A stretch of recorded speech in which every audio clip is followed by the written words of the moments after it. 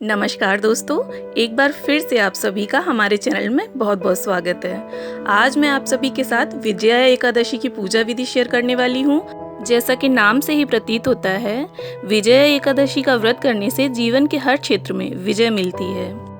विजया एकादशी के पूजन से पूर्व सुबह नहा धोकर स्वच्छ वस्त्र धारण कर लें और इसके बाद जिस जगह पर आप पूजा करने वाले हैं उस जगह को साफ सुथरा करके स्वास्तिक बना लें या रंगोली बना लें। मैं यहाँ पर रंगोली कलर से स्वास्तिक और धनुष बाण बना रही हूँ।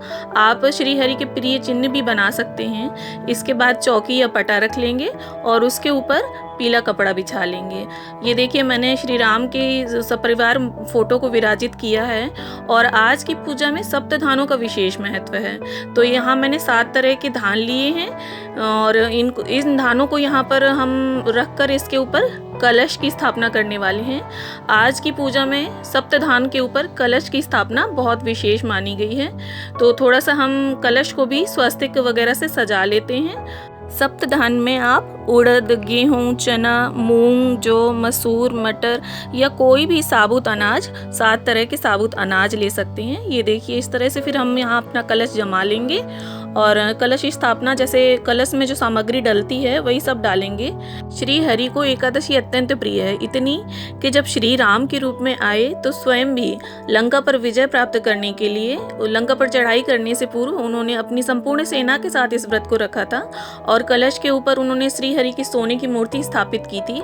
हम यहाँ पर लड्डू गोपाल को स्थापित करेंगे। आप सोने, चांदी, पीतल कोई भी मूर्ति श्री हरि की स्थापित कर सकते हैं। ये देखिए, हम इस तरह से पहले स्वच्छ जल से लड्डू गोपाल का स्नान कराएंगे, फिर पंचामृत से और फिर वापस स्वच्छ जल से।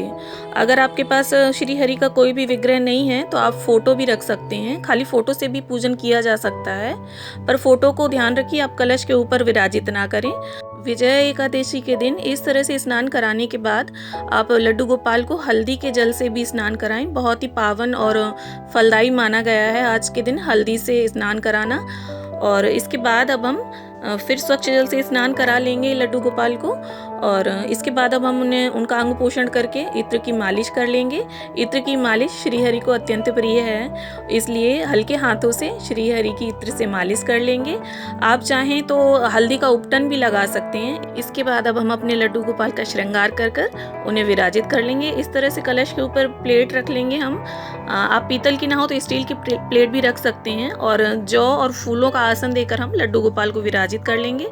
फिर इसके बाद फूलों का आसन देकर गणपति जी को विराजित कर लेंगे और इस तरह से जल का छींटा दे देंगे। गंगा जल का छींटा दे रही हूँ मैं। और इस तरह से गरुण देव का भी हम पूजन कर लेंगे, कथा पुस्तिका का भी पूजन कर लेंगे और सभी को तिलक लगा लेंगे। चंदन, रोली, हल्दी से सभी का तिलक कर लेंगे।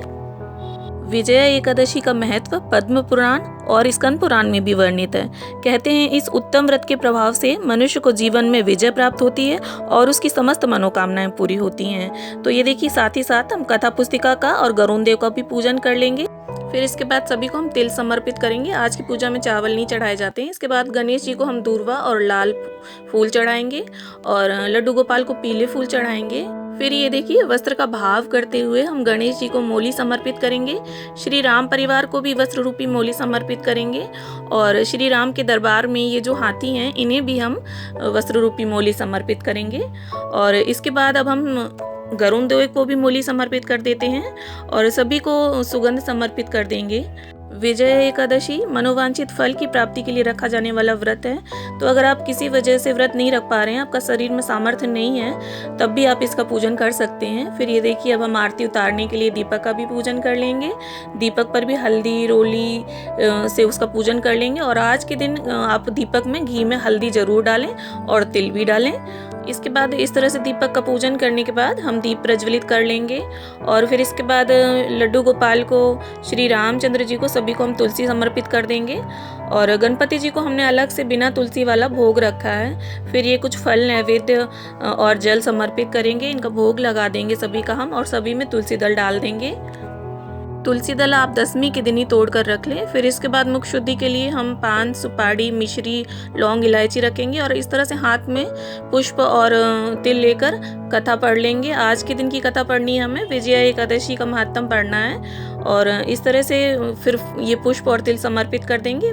फिर इसके बाद सभी की प्रेम पूर्वक धूप दीप से आरती उतार लेंगे। विजया एकादशी का व्रत पालन करने से मनुष्य को वाजपेयी यज्ञ का फल प्राप्त होता है। तो ये बहुत विशेष है, क्योंकि इसलिए और विशेष मानी गई है विजया एकादशी, क्योंकि ये शिवरात्रि से 2 दिन पहले ही आती है। फिर इस प्रकार से अब हम जल से आचमन कर लेंगे, जल से शुद्धिकरण कर लेंगे संपूर्ण पूजा का 3 बार फेरी देकर, और पूजा में हुई किसी भी प्रकार की भूल चूक, किसी भी प्रकार की त्रुटि के लिए क्षमा याचना कर लेंगे। आप पूजा के अंत में अपने सामर्थ्य अनुसार दक्षिणा अवश्य निकालें, क्योंकि दक्षिणा से हमारी पूजा में हुई किसी भी प्रकार की कमी जो होती है वो पूरी हो जाती है। आशा है वीडियो अच्छा लगा हो। वीडियो अच्छा लगा हो तो लाइक शेयर करें, चैनल को सब्सक्राइब करें। धन्यवाद।